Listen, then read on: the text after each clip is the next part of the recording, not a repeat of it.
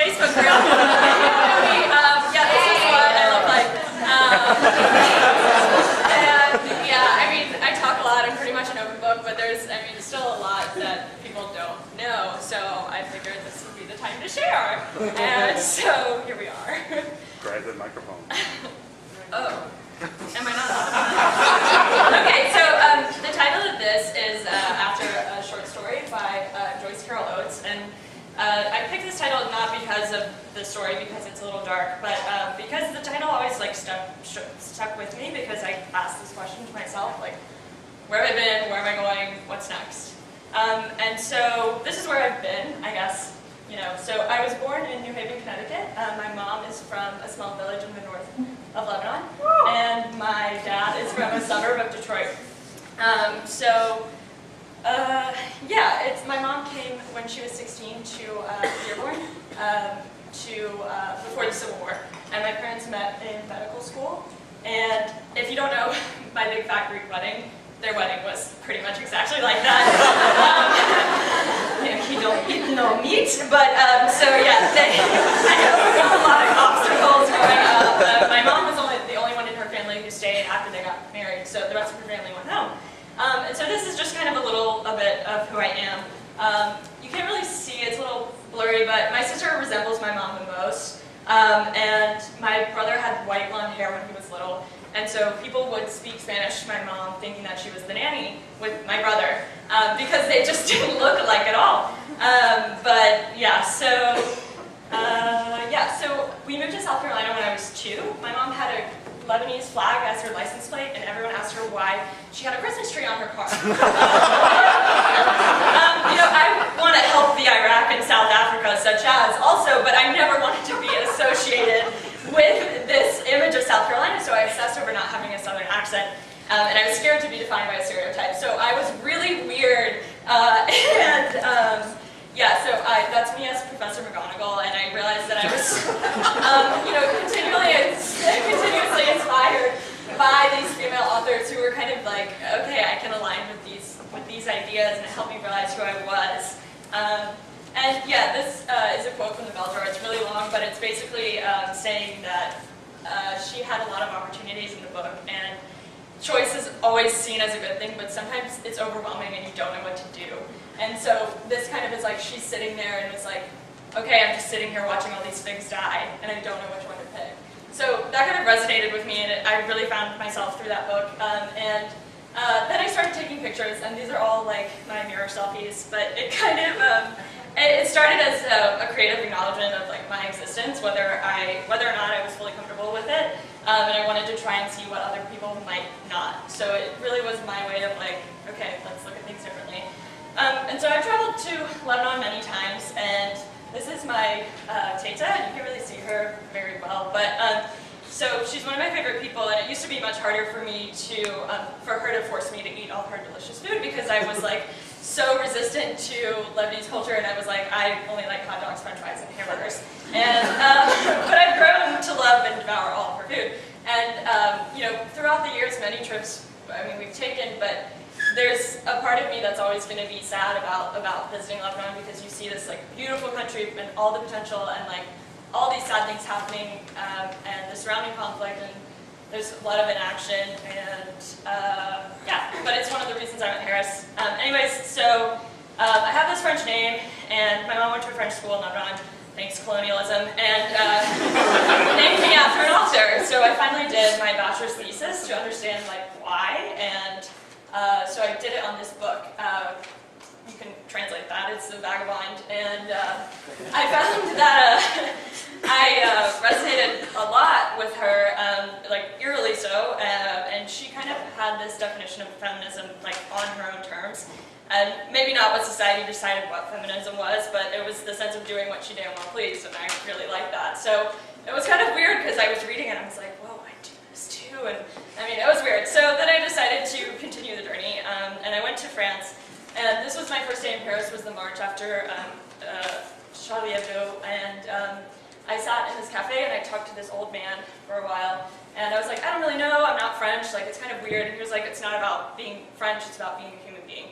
And this was the most like solidarity and togetherness that I'd ever felt, more than any time at home, so it was kind of like, whoa.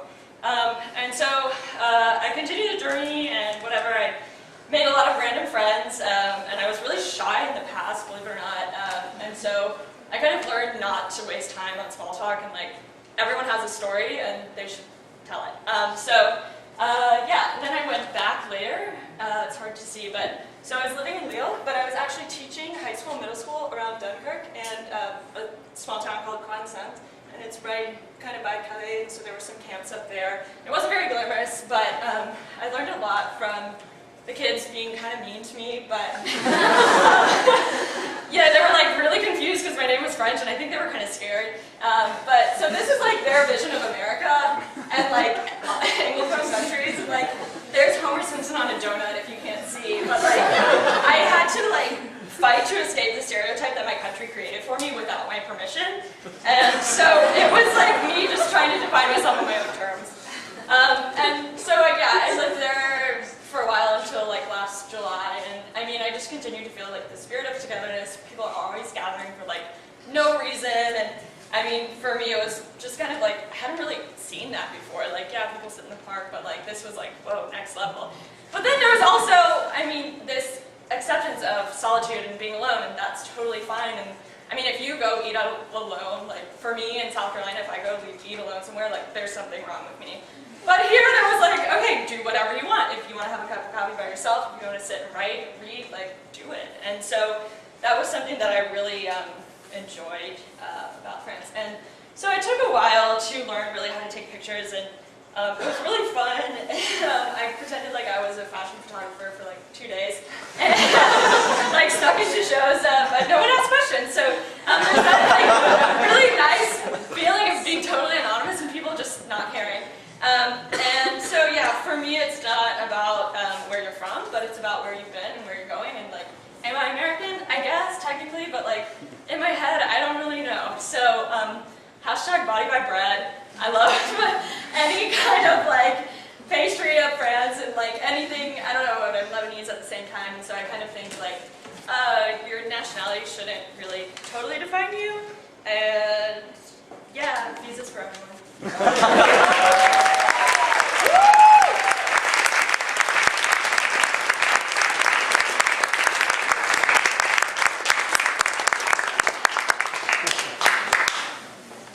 Awesome. Yeah. Did it feel weird having a cup of coffee with yourself at the bedside? Oh no, I do it all the time. No, not at all. I don't feel weird, but like I realize how people perceive it. And so like when so in South Carolina, like I would do it, people like, but like just to do that somewhere where no one was questioning it felt really nice. Yeah. Do you have any desire to feel French or Lebanese or American in one particular way, to be one of them? I don't really, and like my French friends will be like, "You're more French than I am." I'm like, "But I'm not." So I mean, it's kind of like this weird blend, and I don't feel the need to like categorize it as one thing. Like, yeah, my passport is from somewhere, but I don't know. I do think it's about where you've been, and you kind of take a little bit of that away with you wherever you go. Yeah. What kind of food did Teta make? Teta makes all of my favorites. But my favorite is her kefta. Yes. Anyone else?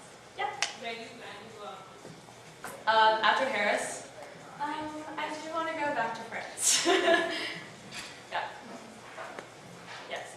Being an American, what do you think traveling and having all these other cultural experiences, how do you think those have changed you being American? So, like I said, like I'm kind of American, and from the beginning I knew like my mom's not. And so, you know, to my purely American friends, I always wanted to like deliver something like, oh, we brought back Lebanese sweets, like have some, you know, just kind of like giving more exposure to people whether or not they ask for it. Like, here it is. I mean, because that's what I think it's about, is like acknowledging the fact that this country is supposed, I mean it is, not maybe supposed to, but it is a melting pot of different cultures, and like, if you don't acknowledge that, then like, what kind of world are we living in? I mean, it's just, there are things happening in all the cultures around you, so I always try to be like, yeah, but yeah. constantly feel the need to label others? Do you ever feel like you're always the foreigner? Because like when you're in France, you're always an American. When you're here, you're always maybe Lebanese. Yeah, I mean, and that's why, so the question is why if people need to. The question is, do you feel like you're always the outsider? That's not necessarily a bad thing. Yeah, I mean, like I could be from Mars and you guys just don't know, but like, I don't know. Like, yeah, no, I mean, in a way, yeah, and I think that's why I don't identify with like one nationality. And so I think, yeah, I mean, when I'm in France, I'm the American, but they're also like, whoa, you speak French? Yeah, God, yeah. So, yeah, it depends. I don't know.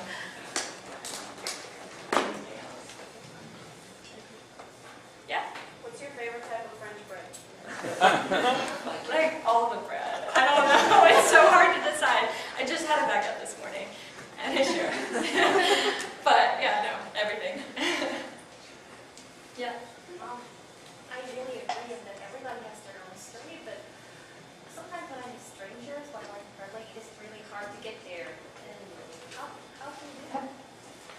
For me, like I totally understand when you feel like a barrier, like wow, so much is different between them and me, and that's why I kind of just like started to talk more to people and be more receptive and kind of pay attention to what people were saying, and if there was any way for me to connect with that, I was like, okay, like, you know, like ready to contribute to the conversation, or, you know, I don't know, I mean, I think it's all kind of goes back to openness and spirit, and that can be really hard when you do things a certain way, but I've had like a lot of weird strangers approach me, and like, I could either be like, no, go away. There was one picture over here, and I was sitting, like, people watching and, like, taking pictures one day, and this guy who had this, like, drawing pad and, like, pencil, and, like, I mean, he had, like, a whole ascot. Like, he was super French. I think his name was, like, Pierre-Louis or something, whatever. And so, yeah, like, he walked up to me and was like, oh, like, I really like your shirt. I mean, he was, like, 60 plus, you know, so, so I'm just anticipating friendship or something, I don't know. And so he asked if he could draw me, and I'm like, sure, and, you know, whatever. I mean, I'm standing there, it's a public place, but, like, we start talking and have this conversation, and I mean, it's a 30-minute thing. I'm never going to see him again, but it was just like, okay, those kind of weird, random connections where, like, it starts out as someone who's a total stranger that, like, you just kind of open yourself up instead of, like, oh, like, no, that's weird, I'm going to walk away. Like, you never know. I mean, it could be totally weird, but, you know, I was in a public place, so. Key things. Yeah. So you said that growing up, being in the South, like, didn't really feel like part of your identity. Yeah. Has being abroad and like living abroad and experiencing all these cultures changed the way that you understand like the southern part of who you are? So it's really interesting because where I was living, like in the north of France, is like exactly like the south of the U.S. So that was really weird. I went to like a house in the country and I was like, did I just go back to Spartanburg? Like, so I mean, it made me realize how slow things were there when I came back. And just things, I mean, I really like fried chicken, but I still don't feel really close with the South, and it was really a hard thing for me growing up, and so that's, I think, why when I left it, I realized, like, I was in this place that just wasn't for me, and so it wasn't, I didn't really line up with it, and I mean, people are really nice, I still have friends from there, you know, but it's just not me. Anything else? That was a lot of info. Okay.